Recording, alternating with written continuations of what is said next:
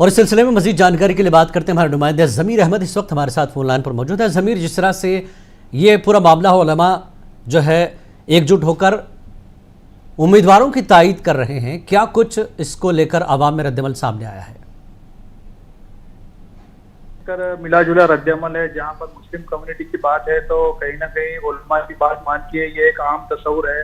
लोग उलमा से ये ख्वाहिश या तवक्को रखते हैं कि वो जिस तरह दीनी मामलात में रहनुमाई करते हैं उसी तरह सियासी मामलों में भी रहनुमाई करे। तो इसी तवक्कुआत को पूरा करते हुए मौलाना ने इस मरतबा एक बड़ा स्टेप लिया है। बाज़ाब्ता उन्होंने हल्के वाइज जो है उम्मीदवारों की तायीद के ताल्लुक से एक फहरिस्त जारी की है जी। तो मुसलमानों में एक तरह से इत्मीनान है कि अब वो ज़हनी तौर पर मुतमईन है कि किसको कहाँ से वोट देना है। तो इस तरह का है। जहाँ तक गैर मुस्लिम तबके में है तो उसका कुछ मनफी भी मैसेज जा रहा है कि कहीं ना कहीं मुसलमान किसी एक नुक्ते पर एक जगह आ रहे हैं। अब नांदेड़ शुमाल और जुनूब से दोनों तरफ से मुस्लिम, लेकिन ज़मीर, यहाँ पर उलमा ने गैर मुस्लिम कैंडिडेट को भी सपोर्ट की बात की है, तो ये भी तो दीगर जो है इलाके के लोगों को सोचना है। इस पर इसको लेकर क्या कुछ है? सिर्फ मुस्लिम कैंडिडेट तो है नहीं, इसमें नॉन मुस्लिम कैंडिडेट भी है।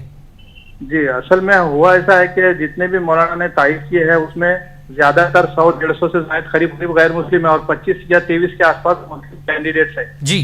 लेकिन नांदेड़ की जहां तक बात करें तो इत्तेफाक ये हुआ है कि नांदेड़ में दोनों कैंडिडेट्स मुस्लिम के उन्होंने मुंतखब किए हैं जी। तो इस बात को एक अलग अंदाज का रुख देने की भी कुछ मराठी मीडिया या दीगर जो हलके हैं वो कोशिश कर रहे हैं। लेकिन ओवरऑल देखा जाए तो काफी अच्छा है, मौलाना का स्टेप है। और जिस तरह से वो उलमा ने किस चीज को लेकर इन उम्मीदवारों की तायीद की है? क्या कुछ इन कैंडिडेट से कहा गया है कि देश हित में काम किया जाए, सेकुलरिज्म के लिए काम किया जाए, न बांटा जाए हिंदू और मुसलमानों को? क्या इस तरह की शरायत रखी गई है?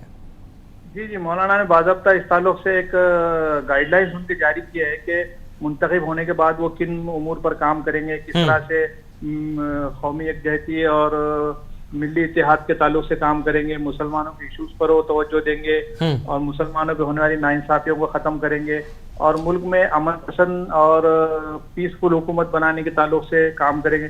इस तरह के उन्होंने मंशूर जारी किया है। उस मंशूर पे सबको कन्विंस किया है और उसके बाद उन्होंने मशरूत अंदाज में इस हिमायत का जो है ऐलान किया है। जिनकी तायीद की गई है उन कैंडिडेट्स का क्या कहना है इस हवाले से? वो पाबंद है इन तमाम शराइत को लेकर के काम करेंगे, चाहे वो गैर मुस्लिम हो या मुस्लिम हो?